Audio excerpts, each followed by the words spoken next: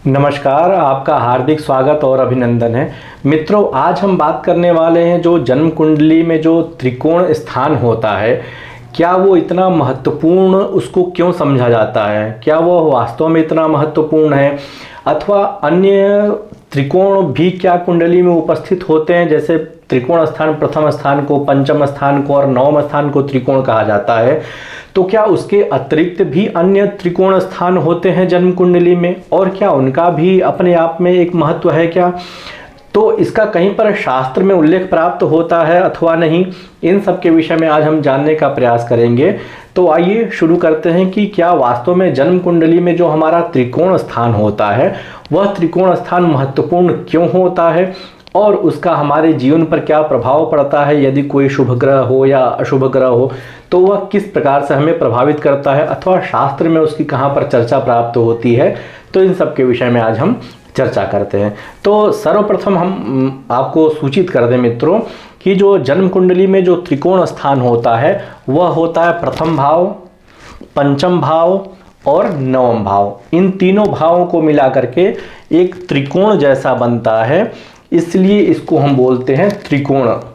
त्रिकोण स्थान बहुत ही महत्वपूर्ण होता है, क्योंकि इसका एक मुख्य कारण यह है कि कोई भी राशि किसी भी राशि से प्रारंभ हो रही हो, अथवा किसी भी राशि को किसी भी राशि से यदि गणना की जाए, संबंध बनाया जाए, तो उससे पड़ने वाली पांचवी राशि और नवीं राशि हमेशा मित्र की ही राशि होगी, कोई शत्रु की राशि होगी ही नहीं। आप किसी भी कुंडली में देख लें, निसंदेह यही आपको प्राप्त होगा। जैसे आपको मैं इसी उदाहरण में बता रहा हूं, जैसे मान लीजिए मेष राशि है, मेष राशि का स्वामी हुआ मंगल।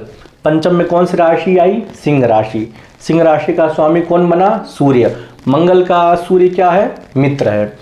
नवम स्थान में कौन सी राशि आई? धनु राशि आई। धनु राशि का स्वामी कौन बना? बृहस्पति। मंगल का बृहस्पति क्या है? मित्र। सूर्य का बृहस्पति क्या है? मित्र। दूसरा त्रिकोण का आप समझिए, वृषभ राशि। वृषभ राशि का स्वामी कौन है? शुक्र। कन्या राशि, इसका स्वामी कौन है? बुध। शुक्र और बुध में हमेशा मित्रता रहती है। इसके अतिरिक्त दशम स्थान में शनि की राशि है, तो शनि की राशि, शनि और शुक्र और बुध ये तीनों आपस में मित्र हैं।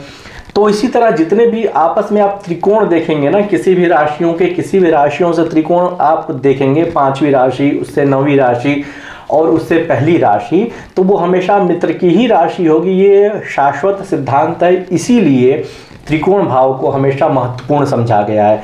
और जन्म कुंडली की यदि बात करें, शास्त्रीय प्रमाणों की बात करें, तो 4 प्रकार के त्रिकोण का उल्लेख प्राप्त होता है। पहला त्रिकोण तो ये प्रथम त्रिकोण, जो प्रथम, पंचम, नवम, ये सभी प्रायः जानते हैं ही। इसके अतिरिक्त 3 त्रिकोण और होते हैं और वह भी बहुत ही महत्वपूर्ण होते हैं। दूसरा त्रिकोण जो होता है द्वितीय भाव का होता है, मतलब प्रथम से आगे, तो द्वितीय भाव भी दूसरा त्रिकोण इसको कहते हैं। फिर उसमें एक छठा भाव हमारा प्राप्त हो जाता है, और उसके अतिरिक्त जो हमारा 10वां भाव होता है वो भी द्वितीय त्रिकोण में शामिल होता है। कुछ लोग इसको अर्थ त्रिकोण भी कहते हैं, अशास्त्रीय वो नहीं है, उसको संज्ञा के रूप में या समझाने के रूप में वो बताते हैं, तो वो भी कहीं न कहीं से अच्छा ही है। तो इसको धर्म त्रिकोण कहते हैं, इसको अर्थ त्रिकोण, इसको काम त्रिकोण और इसको मोक्ष त्रिकोण, जो अपने 4 पुरुषार्थ हैं। तो जन्म कुंडली में भी 4 त्रिकोण हो गए, 4 3 12 हो जाता है। तो धर्म त्रिकोण, अर्थ त्रिकोण, काम त्रिकोण और मोक्ष त्रिकोण। तो धर्म त्रिकोण प्रथम, पंचम और नवम हुआ। अर्थ त्रिकोण हमारा द्वितीय भाव, छठा भाव और 10वां भाव हो गया, यह भी बहुत महत्वपूर्ण होता है। काम त्रिकोण आप देखें, काम त्रिकोण जो होता है तीसरा होता है, उसके बाद 7वां होता है और 11वां होता है। ये काम त्रिकोण कहा जाता है, अथवा इसको शास्त्रीय भाषा में कहें तो ये तृतीय त्रिकोण है। प्रथम त्रिकोण ये रहा, द्वितीय त्रिकोण ये रहा, तृतीय त्रिकोण ये रहा। अब चतुर्थ त्रिकोण कौन सा आता है, अथवा मोक्ष त्रिकोण हम किसे कहते हैं? तो मोक्ष त्रिकोण में आपका चौथा भाव, 8वां भाव और 12वां भाव, ये 3 भाव जो है मोक्ष त्रिकोण में आते हैं। और धर्म, अर्थ, काम, मोक्ष से इसका जो संबंध जोड़ा गया है वो कहीं पर गलत नहीं है, क्योंकि यदि हम देखें तो 8वां स्थान मृत्यु का होता है, 12वां स्थान जो होता है वो भी शरीर छूटने का होता है, व्यय का होता है। तो कहीं ना कहीं मोक्ष ही है एक तरह से वह अपने समस्त जीवन का। तो वो मोक्ष त्रिकोण उसे कहते हैं, वो भी शास्त्रीय ही है। तो ये धर्म अर्थ काम और मोक्ष, ये 4 त्रिकोण होते हैं।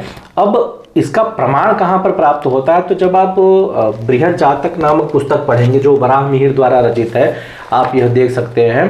तो इस पुस्तक में जो हमारा नाभस योगाध्याय आचार्य ने वर्णित किया है, तो उस नाभस योगाध्याय के 4थे श्लोक में जहाँ पर वह 32 प्रकार के नाभस योगों की चर्चा करते हैं और उसमें भी जो 20 प्रकार के जो आकृति योग हैं उसकी वो चर्चा करते हैं, तो वहाँ पर वह कहते हैं कि श्रृंगाटकम नवम पंचम लग्न संस्थैहि लग्नान्य गैर हलमिति प्रवदंती तज्ज्ञा। ये पुस्तक है, इस पुस्तक के 4थे श्लोक में आप देख सकते हैं। तो वहाँ पर कहते हैं कि जो हमारा श्रृंगाटक योग होता है कब होता है, तो प्रथम पंचम और नवम में यदि हमारे समस्त ग्रह हो जाएं तो श्रृंगाटक योग बनता है। और ऐसा कहा गया है कि श्रृंगाटके चिर सुखी, मतलब श्रृंगाटक योग में जन्म लेने वाला जो जातक होता है वह हमेशा दीर्घ काल तक सुखी ही रहता है। उसके पास धन संपत्ति वैभव ऐश्वर्य सुख सुविधाएं ये हमेशा प्रचुर मात्रा में रहती है। तो यदि आपकी भी जन्म कुंडली में प्रथम स्थान में, पंचम स्थान में और नवम स्थान में सारे ग्रह बैठे हुए हैं, राहु और केतु को छोड़ दें तो केवल जो 7 ग्रह हमारे बचते हैं, तो वो यदि 7 ग्रह बैठे हुए हैं तो आपकी कुंडली में श्रृंगाटक नामक महायोग बन रहा है। और ऐसे योग में उत्पन्न व्यक्ति हमेशा धर्म कर्म को करने वाला होता है, आस्थावान होता है, धर्म पूजा पाठ में विश्वास रखने वाला होता है और सुखी बहुत होता है। आचार्य ने ऐसा निर्देश दिया। तो जिसके भी इस धर्म वाले त्रिकोण में अथवा प्रथम त्रिकोण में यदि कोई ग्रह बैठा हुआ है, सारे ग्रह बैठे हुए हैं तो और अच्छी बात है। यदि सारे ग्रह नहीं भी बैठे हुए हैं तो केवल कुछ भी ग्रह यदि इस त्रिकोण वाले भाव में बैठे हुए हैं तो निसंदेह आप धार्मिक प्रकृति के होंगे ही होंगे और आप हमेशा के लिए सुखी होंगे।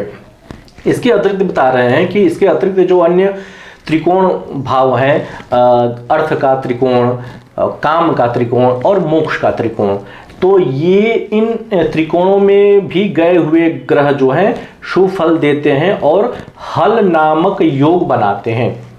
जैसे द्वितीय त्रिकोण में अथवा अर्थ त्रिकोण में, मतलब द्वितीय भाव में, छठे भाव में और 10वें भाव में यदि सारे ग्रह गए हुए हैं तो इसका मतलब वो आपके अर्थ त्रिकोण वाले घर में गए हुए हैं, तो वह आपको क्या करेंगे, हमेशा सुखी बनाए रखेंगे। कैसे? पैसों के माध्यम से। आपके पास पैसों की कभी कमी नहीं रहेगी, पैसों को लेकर के हमेशा आपके मन में प्रेरणा मिलती रहेगी, किस प्रकार से, किस माध्यम से, किस संसाधन से हमें पैसे प्राप्त करने हैं।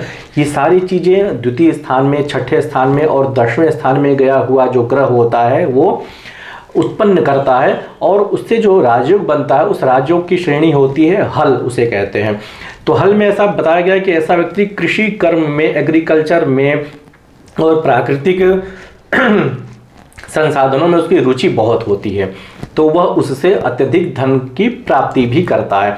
तो ये फल होता है आपके हल योग में उत्पन्न होने के कारण, अर्थात अर्थ त्रिकोण में उत्पन्न हुआ यदि कोई जातक है तो। इसके बाद काम त्रिकोण, काम त्रिकोण मतलब तृतीय भाव, सप्तम भाव और एकादश भाव, ये वास्तव में काम के होते हैं। जो आपके इच्छाएं हैं, आपकी जो मनोवृत्तियां हैं, उन मनोवृत्तियों को बढ़ाने का काम करते हैं। तो यदि जन्म कुंडली में आपके सारे ग्रह तृतीय स्थान में, सप्तम स्थान में और एकादश स्थान में गए हुए हैं तो आपके जो अंदर जो इच्छा शक्ति होती है, जो रुचि होती है, उसको वो जागृत करते हैं, पैसों की भूख को बढ़ाते हैं कि आपको कैसे धन को प्राप्त करना है, उसके लिए आप हमेशा चेष्टा करते रहते हैं। तो इसमें भी यदि ग्रह होता है तो भी वो हल नामक जो राजयोग होता है वो उसको प्राप्त होता है और उसमें भी जातक जो है हमेशा अर्थवान होता है, हमेशा पैसे के लिए वो प्रयासशील रहता है और उसको पैसा प्राप्त भी होता है। बहुत अच्छी कुंडली होती है जिसके काम त्रिकोण में सारे ग्रह गए हुए हों अथवा कुछ भी ग्रह गया हुआ, कोई भी ग्रह गया हुआ इस काम त्रिकोण में, तो वो आपको फल प्रदान करने वाला होता है। तो जैसा कि त्रिकोण में कोई सा भी पंचम या नवम वाला शत्रु नहीं होता है, तो धर्म का और अर्थ का तो मैंने बताया था, अब काम का भी आप देख लीजिए। तृतीय स्थान का स्वामी इस कुंडली में देखें तो बुध बनता है। सातवें कौन सा बना? शुक्र बना। बुध और शुक्र में आपस में मित्रता है। फिर शनि बना एकादश का, तो एकादश का शनि होने के कारण शनि, बुध और शुक्र आपस में तीनों में मित्रता है। तो इसलिए ये काम का त्रिकोण जो है अत्यंत शुभ फल देने वाला हो गया। अब हम बात कर लेते हैं जो चौथा त्रिकोण होता है जिसे मोक्ष त्रिकोण कहते हैं या आखिरी त्रिकोण कहते हैं, तो उसको भी आप देख लीजिए। तो चतुर्थ में कौन सा आ गया, कर्क राशि आ गई। कर्क राशि का स्वामी कौन बना, चंद्रमा। द्वितीय जो अर्थ मोक्ष त्रिकोण का जो दूसरा भाव होता है वो होता है आठवां। आठवां का स्वामी कौन बना, मंगल। चंद्रमा का मंगल के साथ क्या है, मित्रता वाला संबंध है। इसके बाद 12वां का स्वामी कौन बना, बृहस्पति। तो बृहस्पति का चंद्रमा से भी अच्छा संबंध है और मंगल से भी अच्छा संबंध है। तो ये केवल त्रिकोण स्थान में ही ये संभव हो पाता है, इसीलिए त्रिकोण को अत्यधिक महत्व दिया गया है कि वो मित्रता का संबंध उसमें होता है। तो इसमें भी यदि किसी का जन्म हो, मोक्ष त्रिकोण में भी मान लीजिए चतुर्थ में किसी के सारे ग्रह बैठे हुए हैं, अष्टम में सारे ग्रह बैठे हुए हैं, द्वादश में ग्रह बैठे हुए, मिले जुले ग्रह, 2 ग्रह किसी एक भाव में, 3 ग्रह किसी एक भाव में, ऐसे करके इस मोक्ष वाले त्रिकोण में यदि आपके सारे ग्रह बैठे हुए तो भी आपका हल नामक योग में जन्म हुआ है। और इसमें भी जो जन्म होता है तो ऐसा व्यक्ति मोक्ष को लेकर के, अपने दानशीलता को लेकर के, अपनी प्रकृति को लेकर के, अपने स्वास्थ्य को लेकर के हमेशा वो सर्वदा सजग रहता है।